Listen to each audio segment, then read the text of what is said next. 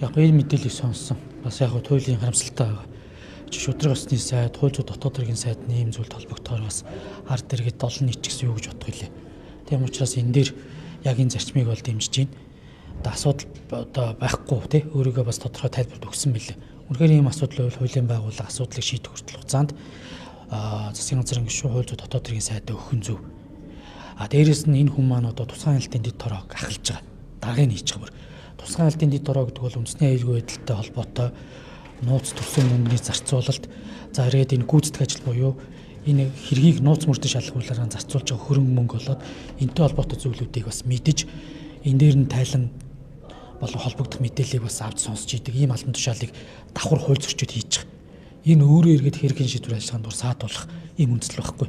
Тийм учраас одоо амар улсын дарга ч гэсэн төр улсын их хурлын дарга өгөө шалгуулж исэн шиг бас одоо ийм зүйлүүдэд өгөө шалгуулсан баг одоо зүг бахав. Тэгээд одоо бас олон нийт ч гэсэн уг асуудлыг харж байгаа бах. Тэгээд ер нь нэг талдаа бас ингээ мухарлахгүй бол эн чинь бас их ноцтой юм хэрэгтэй байлаа шүү дээ. Мөнгөн дүннээс одоо нэлээд том хүний одоо ойн тойн багтахааргүй юм байлээ. Тэгээд миний зүгээр ойлгочоор хид хидэн гэрч байгаа юм шиг байна тий. Тэр гэрчүүд ч гэсэн түрүүчээсээ дуграад байна лээ. Тэгэхээр энэ гэрчүүдийн аюулгүй байдал хамгаалтыг бас аваад авах ёстой. Тэгээд энэ засгийн газар ч гэсэн шүглүүлэгчийн эрх зүйн байдлын хуулийг өргөн бариад хилцэхгүй саргаад буцаацсан. Тэгээ энэ хуулийг яалт өргөн барьж орж ирэх хэрэгтэй. Яг нөгөө шүглүүлэгчийг хамгаалж одоо энэний хууль эрх зүйн орчныг бүрдүүлэх хүн маань өөрсдөө ийм асуудалд орчоод шүглүүлээсэн хүн лугаа дайраад илэн шүү дээ. Тэгэхээр одоо ийм зүйлүүдийг одоо тийм дайр давчлах биш хуулийн байгууллагаар шалгуулад эцэслэх нь л одоо хамгийн одоо зөв болов уу гэж бодож байна. Ялангуяа яг зөвхөн хууль зүйн дотоод хэргийн сайд биш дэд сайдтай холбоотой асуудал байна.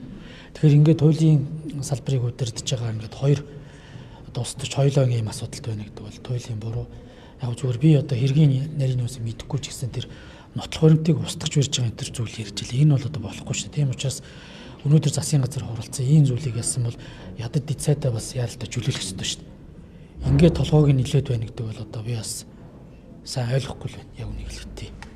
Таны хувьд одоо улсын хурлын гишүүн оюурд нэг бас хамгаалтанд авах хэрэгтэй, гэрчийн хамгаалтанд авах хэрэгтэй гэдэг байр суурь. Гэхдээ яг тэрийг нөгөө хөвлийнх маань буруу ойлгоцсон юм шиг үлээ. Би нөгөө пост оруулахдаа оюурдын сайд гэрчтэй гэж ярьсан шүү дээ. Тэгэхээр тэрний ямар гэрчүүд байгаа юм болоо? Энд хатагээд энэ холбогдох гэрчүүдийн хувийн мэдээлэл өглөө гэсэн ярилцлага дээр хэлсэн байхгүй. Тэгэхээр тэр гэрчүүдийг нь хамгаалаач гэсэн төрүүчээсээ нэг гэрч нь бол одоо ил гараад ирэх шиг болоо. Тэ Амундраа гэдэг хүн баг шиг үлээ шүү дээ. Нэг нь одоо сумын газар гэд бас дарга хотын дараагаар ажилласан хүн байх шиг байна. Тэгэхээр яад энэ хүмүүсүүдийн чинь бас ингээд аюулгүй байдал янз бүрийн дарамт шахалт нөлөөнд орох вэ гэдэг байдлаас л энэ зүйлийг хэлсэн шүү. Тэрнээс шүү яг оюурдын сайд мэдээ хамгаалтанд авах гэж юм яриаггүй. Тэр хүний нөгөө яриан дээр гэрчүүд байгаа гэж хэлсэн байхгүй. Тэгээд энэ гэрчүүдийг одоо хувийн мэдээллийг энэ хуулийн байгууллагад өгсөн гэсэн учраас энэ хамгаалтанд авах нь зөв гэсэн ийм байр суурьд би хэлсэн. Хууль зүйн дотоод хэргийн сайд нэг урамшуул байдлаар нэг компанид мөнгө шилжүүлсэн гэдэг асуудал байсан шүү дээ. Та яг энэ салбарт ажиллаж байсан үү? Тэр болохгүй л дээ. Байлгүй яах вэ? Эн чинь одоо нөгөө юу вэ? Одоо энэ засгийн газрын хэмжээнд болон төрийн байгууллагуудын хэмжээнд төрийн буруутай үйл ажиллагаанаас хохирсон иргэд аж ахуйн нэгж байгууллагуудын бүх энэ шүүгэн шийдвэртэй асуудлуудыг манай хууль зүйн дотоод хэргийн яамд нэгтгэж төлбөрийг төлдөг байхгүй. Энэ яам дээр явж ирсэн.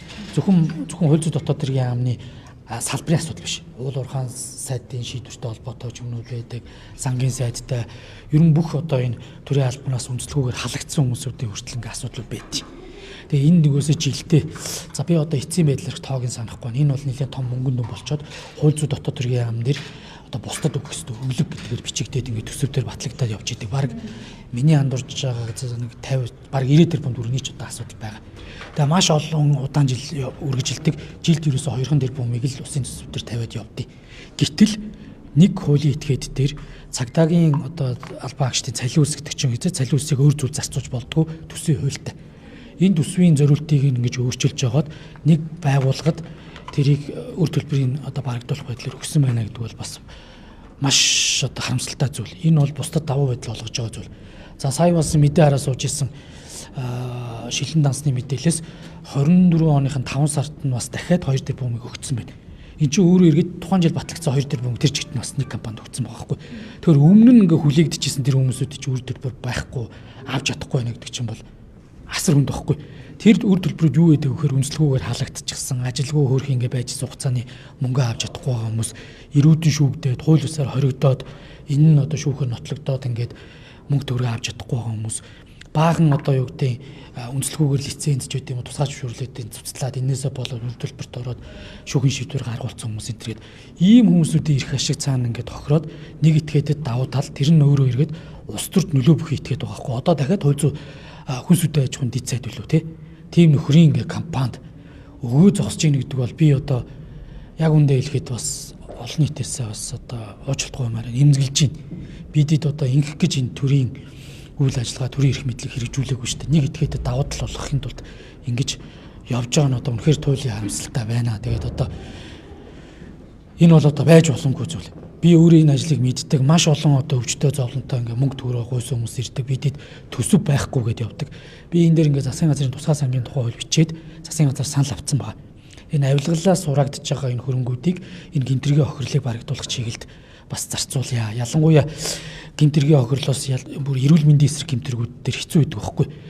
Нөгөө одоо хүмүүс маань яаралтай хаглаанд ороод байдаг насан туршийн одоо гэмтэл согогтой болчих гээд тахад мөнгө төгрөггүйсээ болдог. Мөнгө төгрөгөө нэхэхээр хэрэг маргаан шийдэж байгаа учраас би одоохондоо өгөхгүй ч юм ч гэдэг юм. Ингээд насан туршийн одоо тий согогтой үлдэх гээд байдаг. Тэгэхээр ийм зүйлүүд байдаг. Энийг ингээд бас сайжруулахыг хуулийн төслөг нь бичиж явж исэн. Тэгээ энэ ерөөсө жилд нэг 2-4 тэрбум төгрөг тавигддээ шүү. Хаанаасаа 7 тэрбум төгрөг гаргаж ирээд өгснэг ч бас мэдэхгүй байна. Тэгээ тэр цагдаагийн албаагчийн цалин үлсийг ерөөсө зориултыг өөрчлөх төсвийн хууль зөрчиж байгаа асуудал шүү дээ. Тэгэхээр эн чинь эрх мэдлээ оруулж байна л гэсэн үг. Энэ тэгээ байж болохгүй асуудал.